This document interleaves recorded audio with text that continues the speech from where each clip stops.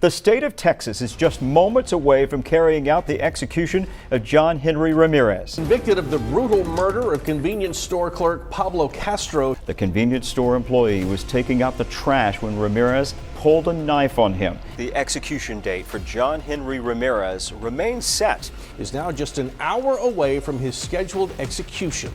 And convicted killer John Henry Ramirez says that he is being denied the right to have his spiritual advisor with him. John Henry Ramirez's crime. In Corpus Christi, Texas, on July 19, 2004, former U.S. Marine John Henry Ramirez and two female friends killed Pablo Castro, a 46-year-old convenience store employee. Castro suffered a total of 29 stab wounds. Castro was robbed of less than $2 by the group, who then fled the area without going inside the shop. The two female suspects were captured the following day, but Ramirez escaped to Mexico and wasn't found until 2008. Ramirez had a lengthy criminal history before his arrest for the murder of Pablo Castro. He had been arrested for a variety of crimes, including burglary, theft, and assault. He was also known to have a drug addiction and had spent time in prison. On the night of the murder, Ramirez had been using drugs and alcohol when he entered the convenience store where Castro worked. Castro, who had worked at the store for over a decade, was simply doing his job when Ramirez attacked him. The evidence against Ramirez was strong. He had left fingerprints at the scene of the crime, and his DNA was found on a cigarette butt in the store's parking lot. Additionally, Ramirez had been seen on security footage entering the store and leaving shortly after the murder. After slaying Castro, Ramirez escaped to Mexico, where he eluded arrest for a while before being apprehended by FBI officers close to Brownsville, Texas, near the U.S. border. The night Ramirez killed Castro, his two female accomplices, who had helped Ramirez commit two additional double robberies that same evening, were each apprehended and given significant prison terms for their part in the crime wave. When the state sought the death penalty in Ramirez's case, a protracted period of time in which Ramirez fought back against Texas' attempts to take his life and expressed grave doubts about whether he even deserved to live began. John Henry Ramirez's early life. John Henry Ramirez was born on October 4, 1988 in Beeville, Texas. He was the youngest of three children and grew up in a low-income household.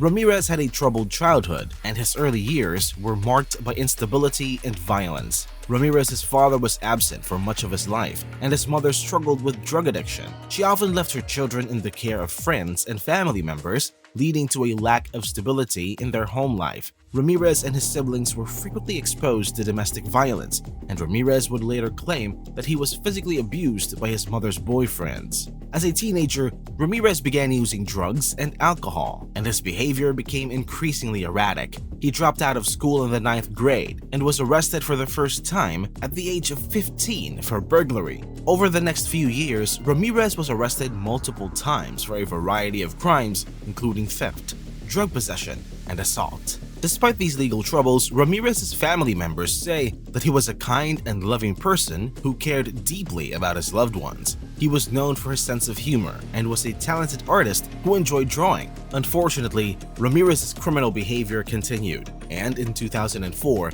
he committed the murder of Pablo Castro at a convenience store in Corpus Christi, Texas. Ramirez was convicted of murder and sentenced to death in 2008, and he spent over 17 years on death row before his execution in June of 2021. John Henry Ramirez's trial and verdict.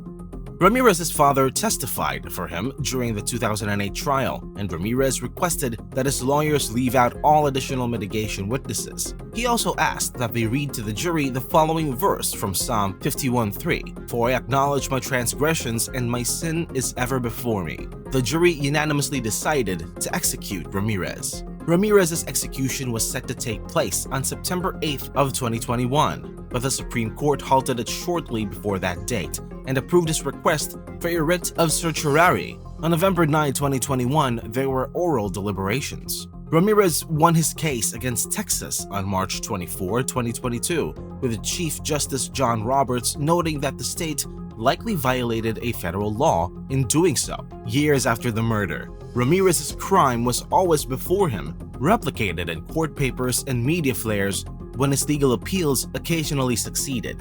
he met Pastor Dana Moore of Corpus Christi's Second Baptist Church in 2017 through prison ministry, who helped him develop his faith. According to 2011 press sources, Ramirez briefly thought of foregoing his appeals and speeding up his execution. He demanded in a letter to Texas's 94th District Court Judge Bobby Galvin that his ongoing legal actions be put on hold in order for justice to be served for the family and friends of Pablo Castro in a swift manner, because they have waited long enough.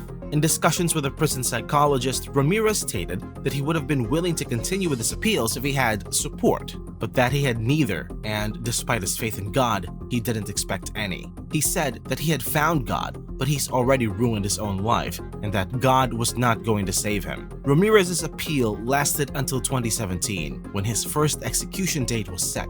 At the time, Ramirez said of Castro's family that he wouldn't want to ask them to forgive him, even as he thought twice about having his life end. He just wanted to ask them to know that he was sorry. After all legal options had been explored, Texas assigned Ramirez a new execution date of September 2020. Ramirez, however, filed a lawsuit in August of the same year, claiming that the state's prohibition on clergy, other than staff chaplains employed by the Texas Department of Criminal Justice in the execution chamber, violated his constitutionally protected religious rights.